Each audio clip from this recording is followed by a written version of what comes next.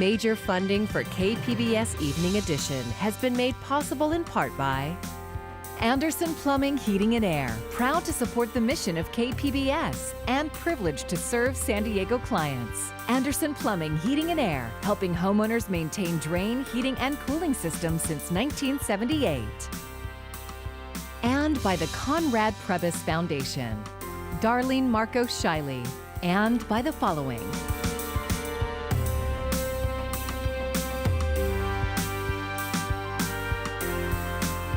And by viewers like you. Thank you. Good evening. It's Wednesday, July 22nd. Thanks for joining us. I'm Maya Trabulsi. Today, San Diego County reached 2 grim milestones in the coronavirus crisis. Public health officials reported a single-day record of 18 deaths from the virus, pushing the total now to 505. And 587 new cases brings the total to more than 25,000. California now has more confirmed COVID-19 infections than any other state. KPBS reporter John Carroll tells us at the local level, San Diego County is trying something new to gain compliance with public health orders. After acknowledging California's new status as the state with the most confirmed cases of COVID-19, San Diego County Supervisor Greg Cox issued a blunt warning. And unless we start turning things around soon, we run the risk of seeing our hard work wiped out and going back to severe state-imposed restrictions or possibly even a shutdown. Cox says the county is now working on putting together a safe reopening compliance team. He says it will help businesses that are unclear about current guidelines. This is going to be the carrot approach, not the stick approach. But, and I emphasize the word but, we still have the stick and other tools available to us, and we will use them if necessary. Cox says the county will work with cities to put together the team. He says it should be ready to go by sometime next week. Well, good afternoon, everybody. The setting for Governor Newsom's news conference today said a lot more about the state's preparations for what's to come than about today's awful news. He did mention California's move to the #1 spot for confirmed infections, followed quickly by a big caveat. In total now, the highest in the nation, not highest per capita, not highest in that respect, but nonetheless a sober reminder of why we are taking things as seriously as we are. Newsom delivered his remarks in a state warehouse in Sacramento filled with personal protective equipment, PPE. His main focus, reminding Californians that the state is not arriving at this moment flat-footed. No thanks, he said, to the federal government. Our PPE strategy has been a success. Our PPE strategy was predicated on the lack of a national strategy. Newsom says healthcare providers in the state are burning through 46 million N95 and surgical masks a month. But he says the state has plenty on hand and is negotiating new contracts and ordering more all the time. He says he's focusing on ordering PPE from California companies. While the state's economy craters, that will at least keep some people employed, making the kind of equipment that will keep healthcare workers safe as they work to save the lives of their fellow Californians, all while the Golden State continues in the wrong direction when it comes to COVID-19. John Carroll, KPBS News. As the U.S. nears 4 million confirmed COVID-19 cases, the number of people with the virus who need to be hospitalized continues to rise. In the meantime, health and government officials continue to say they hope to have a vaccine ready by year's end. Here's Camila Bernal. For the first time in weeks, the U.S. daily coronavirus death toll hitting above 1,000. We clearly have to get this virus under control. President Trump saying the pandemic will get worse before it gets better.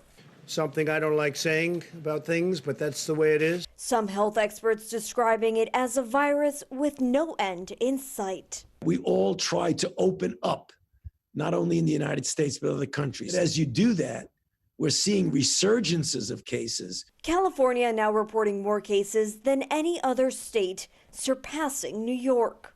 We opened too soon, too early, too aggressively. California is one of 20 states maintaining a steady rate of COVID cases, but 26 states and Puerto Rico are reporting upward trends, including Texas. We don't have the resources, we don't have the personnel to educate our people, inform our people how to manage this disease. Meanwhile, health and government officials continue to say they're working on creating a vaccine they hope will be ready by the end of the year.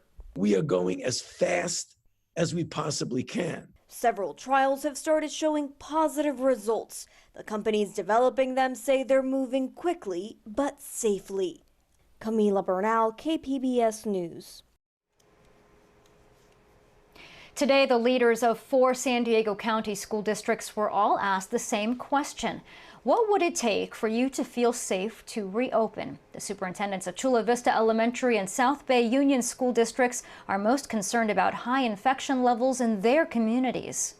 About half of our classified employees feel really comfortable to come back in a blended model already. About half of our families feel the same way. However, 80% of our teachers are very uncomfortable. The Cajon Valley Union School District is already open for a summer school session that they are calling childcare to get around the governor's guidelines on reopening. Superintendent David Miyashiro says teachers are also essential workers.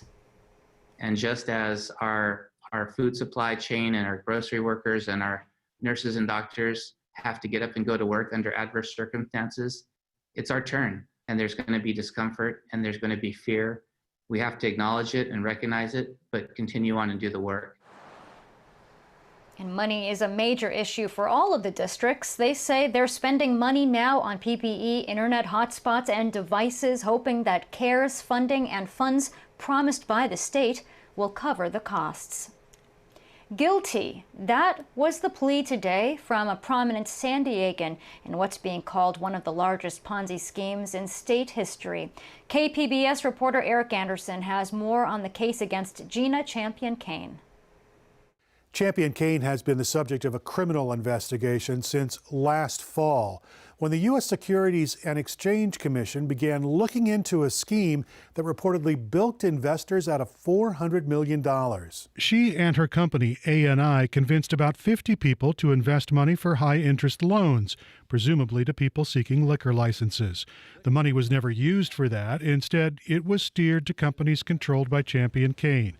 U.S. Attorney Robert Brewer says she maintained and constructed a massive house of cards and used investment money to enrich herself. She paid herself over $2 million, allegedly, for a salary. She paid over $800,000 for box seats at San Diego Charger and Padre games. She paid over $745,000 for personal credit card expenses. Brewer says Champion-Kane is now cooperating with investigators, but she still faces the possibility of nearly 20 years in jail. The acting agent in charge of the FBI in San Diego, Omar Mazel, says she didn't start by helping law enforcement officials once the Securities and Exchange Commission began looking into her finances. Hiding and destroying evidence is illegal. Lying to FBI agents to derail an investigation is illegal. This is a warning to anyone who attempts to subvert a federal investigation by obstructing justice. Champion-Kane was a well-regarded investor who put money into a number of well-known local restaurants, commercial properties, and short-term rentals. Most of the eateries she owned have closed since her legal troubles surfaced last year. Champion-Kane's accountant, Crispin Torres, also pleaded guilty to charges connected to the Ponzi scheme. Eric Anderson, KPBS News. A Poway man who admitted to running a $6 million Ponzi scheme was sentenced today. Christopher Doherty pleaded guilty to multiple counts of securities fraud and grand theft earlier this year. He agreed to 12 years in state prison for scamming nearly 50 people, more than half 65 years of age or older. The district attorney said he used some of the victims' money to pay back other investors. President Trump has issued a memorandum instructing census officials to exclude undocumented immigrants from the count. KPBS reporter Max Rivlin-Nadler tells us local groups see this as one more obstacle getting fair representation for San Diego's immigrant communities. This year's census count has been like no other. First, it was a proposed citizenship question, eventually ruled unconstitutional by the Supreme Court, that could have discouraged participation in this year's census. Then it was a global pandemic, which cut down on the face-to-face interactions needed to get an accurate count. And now it's a new presidential directive to leave undocumented immigrants out of the census count for the purpose of redrawing congressional districts, meaning immigrant communities could possibly have their federal representation.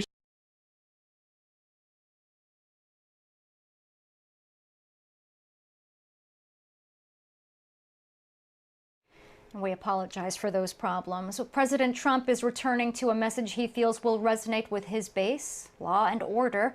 The recent decision to send federal agents to maintain order in Portland, Oregon is getting backlash from mayors across the country.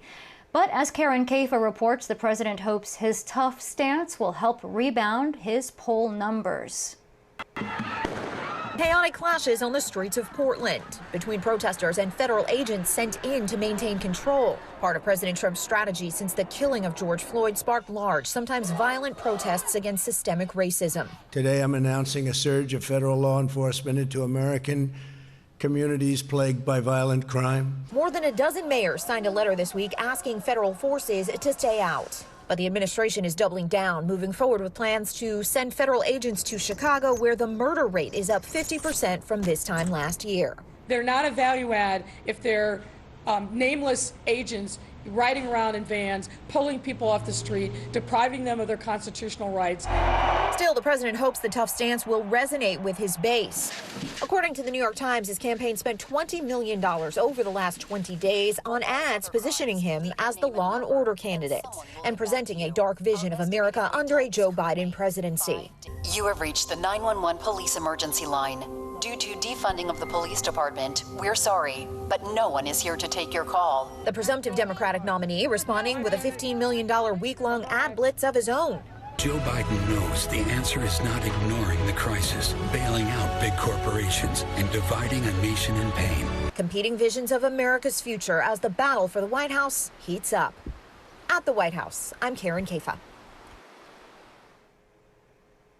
Students at all California State University campuses will be required to take a course in ethnic studies or social justice. The Board of Trustees approved the proposal today, despite some objection that social justice classes waters down its intent.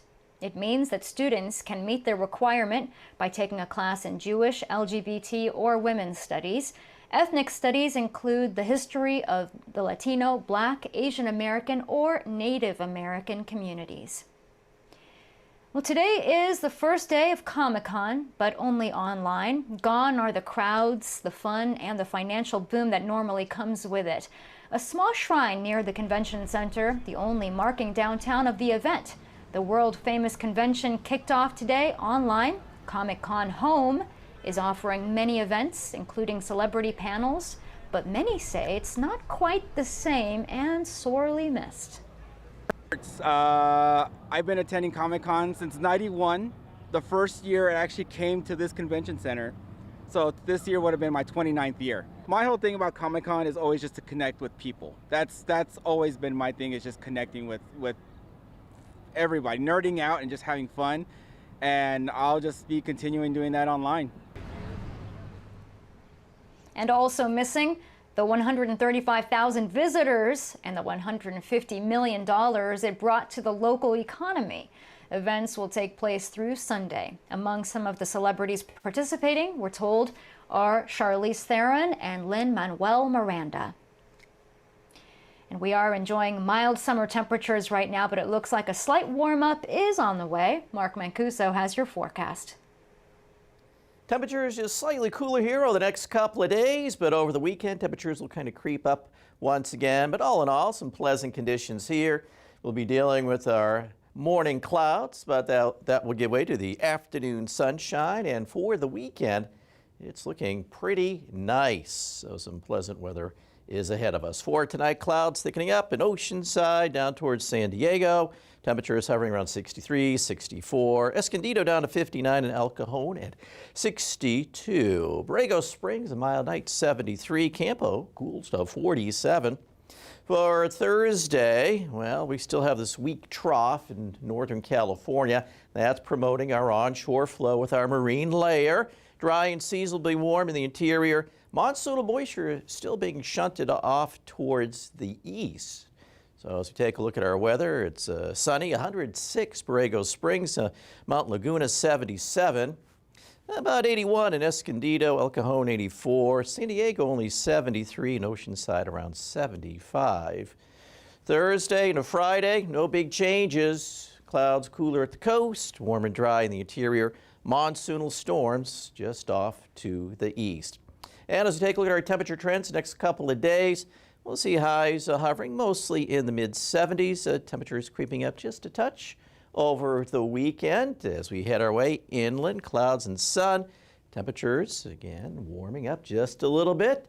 Sunday into Monday, mountain areas look dry, just a few clouds building up.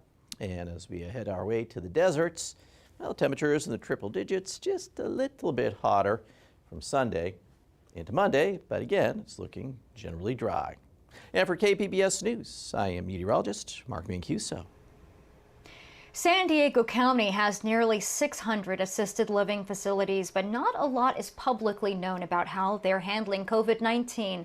iNewsSource investigative reporter Jill Castellano tells the story of a tragic outbreak at one local facility. Betty Gentry was a nurse's assistant in World War II and the Korean War. She was the mother of 4 children, including 2 she adopted. And she was one of 3 residents in a Chula Vista assisted living home to die from COVID-19. Gentry's son, Chris, said his 94-year-old mother was taken from the assisted living home to the hospital in late April with a bad cough. During her stay at Sharp Chula Vista, he called her to check in. She has hard of hearing, so she barely could hear me, but at least I know for a fact that I told her I love you, and she said same. That was the last words I heard from my mom. She died a week later from heart failure, pneumonia, and COVID-19. She was one of 5 residents in the home to test positive for the coronavirus. Despite the 3 deaths linked to the Chula Vista facility, called Ari's Home Care, there's currently no way for the public to see how it's been affected by COVID-19. The state and the county refuse to release the names of assisted living homes with fewer than 7 beds that have had outbreaks, saying they need to protect the health privacy rights of the residents. Elder care advocates told iNewsSource the government is effectively denying the public access to important information that could help them make decisions about where to send loved ones in need of care. But Ari McDaniel, who runs Ari's Home Care, said that publishing data on COVID-19 would stigmatize her facility. People would get the wrong impression that she didn't care, even though she loved all her residents, including Betty Gentry. McDaniel said she did everything she could to protect her residents from infection, but COVID-19 came anyway. One of her caregivers contracted the virus from her husband and brought it into the facility before having symptoms. Betty Gentry is survived by 4 children, 2 grandchildren, and 6 great-grandchildren. For KPBS, I'm iNewsSource investigative reporter Jill Castellano. iNewsSource is an independently funded nonprofit partner of KPBS. Is it possible we could have a COVID-19 vaccine by the end of the year? 2 pharmaceutical companies say it is.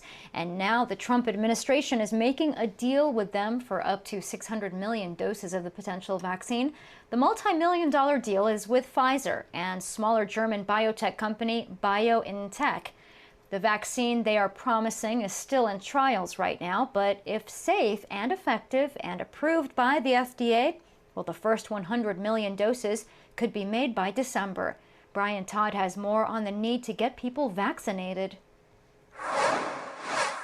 It's what millions of us have been hanging our hopes on to get past this crushing pandemic, to return to work, to school, to go back to our favorite restaurants and bars, to work out at the gym. A deployable vaccine for coronavirus, which experts say could arrive late this year or early next. But experts are now worried that when it comes, many Americans will reject the vaccine. Already surveys are showing us that nearly half of people are not inclined to take a COVID-19 vaccine, even if it was available today. That's a shocking number and it's deeply concerning. In May, one poll from the Associated Press and the NORC Center for Public Affairs Research showed only about half of Americans said they'd get the vaccine. 20% said they wouldn't. 31% weren't sure. Other polls from CNN and the Washington Post and ABC News showed about 2/3 of Americans said they would get the vaccine. Still, experts are worried about any significant numbers of people rejecting the vaccine. If a large percentage chose not to get vaccinated, then we would never get herd immunity. Experts say there are several reasons that people don't trust a potential coronavirus vaccine. A lot of people are going to resist the very idea of getting it because they've been told for months, years now, not to trust experts. Until recently, President Trump went against the advice of his own task force experts and rejected mask wearing. And during the pandemic, he's questioned the guidance of America's top scientists on reopening the country. Dr. Fauci's made some mistakes, a little bit of an alarmist. But the mistrust of a vaccine cannot be placed only at the president's feet. Experts say the very name of the project to push the vaccine through fuels skepticism. I think when people hear the term warp speed, they assume that steps are being skipped. They assume that there are corners that are being cut, and that therefore this may be a vaccine, because it's being made so quickly, that's less than optimal. It may have poor safety qualities or poor effectiveness qualities. Doctors acknowledge the vaccine likely won't be a magic bullet for coronavirus, that even after it comes out, it could be several months before we know how effective it is. But they have a simple, stark message for those who are rejecting it. The choice not to get a vaccine is a choice to take the real and very serious risk of being infected by this virus and being asked to suffer or be hospitalized or die from this virus. Dr. Paul Offit says a crucial part of this vaccine program is for the president, the task force, any leaders involved in this, to be as transparent as possible with the public about the vaccine even before it rolls out. And that means being honest with Americans about what our leaders know and don't know about the vaccine every step of the way. Brian Todd, CNN, Washington. Some experts say the first vaccine out of the gate may not be the best one. One expert predicts that vaccine may only offer partial protection, so public health measures may still have to stay in place. Alaska Airlines is adding 3 new nonstop flights out of San Diego. Destinations include Cancun, Mexico, Fort Lauderdale, Florida, starting in November, Missoula, Montana, next March. While it may seem odd for any airline to be adding new routes at a time when far fewer people are flying, Alaska says it is preparing for the time when demand grows for leisure travel. After months of lockdowns and fears over the coronavirus, getting out of town for a while may seem very appealing, but as Mandy Gaither tells us, some health experts warn it may not be the best idea. If you're thinking of traveling and want to get peace of mind by getting tested for COVID-19 before stepping foot on a plane, think again. The pre-travel testing could create a false sense of security. That warning from Dr. Sylvain Aldeguerri, the incident manager of the Pan American Health Organization. A traveler from a location with widespread community transmission could be infected between the time the sample was taken and when the person boarded the flight. Aldeguerri says a test can also come back negative in the early stages of infection. While some countries in the Caribbean have reopened for non-essential travel, Aldeguerri says that decision shouldn't come quickly. Should be gradual and will be dynamic in terms of adjusting the restrictions. He calls on countries to plan for the risk of having travelers possibly import the virus by having contact tracing procedures in place, expanding the network labs to improve testing, and by improving local healthcare systems. For today's Health Minute, I'm Mandy Gaither. I'm Judy Woodruff. Tonight on the NewsHour, the daily death toll tops 1,000 again for the first time since May. What to do now? Coming up at 7 after Evening Edition on KPBS. And here's a recap of our top stories. Today, San Diego County reported a new single-day record for COVID-19 deaths. 18 people died from the virus, pushing the total to 505. And 587 new cases brings the total to more than 25,000. California now has more confirmed COVID-19 infections than any other state. California's cases have climbed rapidly in the last month, while New York's have fallen to less than 1,000 a day. Prominent local business leader Gina Champion-Cain pleaded guilty today to masterminding a $400 million Ponzi scheme. She also admitted to securities fraud, forging documents, and obstruction of justice. Crispin Torres also pleaded guilty to his role in the scheme. Local groups are raising concerns about the president's directive to leave undocumented immigrants out of the census count. San Diego's participation rate so far is about 70%.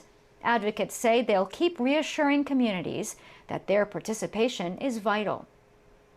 You can find tonight's stories on our website, kpbs.org/evening edition. Thank you for joining us. I'm Maya Trabulsi, and have a great evening. Major funding for KPBS Evening Edition has been made possible in part by Anderson Plumbing, Heating and Air, proud to support the mission of KPBS and privileged to serve San Diego clients. Anderson Plumbing, Heating and Air, helping homeowners maintain drain, heating, and cooling systems since 1978. And by the Conrad Prebys Foundation, Darlene Marco Shiley. And by the following.